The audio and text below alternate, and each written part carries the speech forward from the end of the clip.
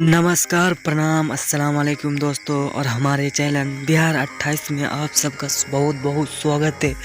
और भोजपुरी अगर ताज़ा अपडेट पाना चाहते हैं आप सब, तो हमारे चैनल को फटाफट से दिल से सब्सक्राइब कर ले। और हम आज बातचीत करने वाले हैं अरविंद अकेला कल्लू के न्यू सॉन्ग के बारे में बातचीत करने वाले हैं।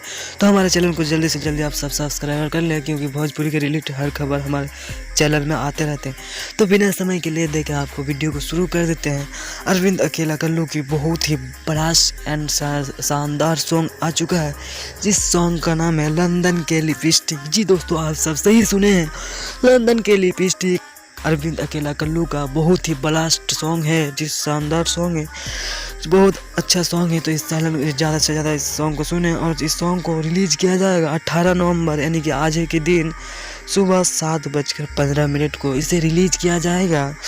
यहाँ से फिल्म से रिलीज़ किया जाएगा, चैनल से। जी दोस्तों, आप सब सही सुने, यहाँ से फिल्म से इसे रिलीज़ किया जाएगा इस सॉन्ग को। लंदन के लिपस्टिक अरविंद अकेला कल्लू का बहुत ही बड़ा सॉन्ग है। इस सॉन्ग को गाया है मिलकर अरविंद अकेला कल्लू और प्रभा राज ने मिलकर गाया है। इस सॉन्ग बहुत ही बड़ा सॉन्ग है, तो इस गाना को ज़्यादा से ज़्यादा आप सब सकें।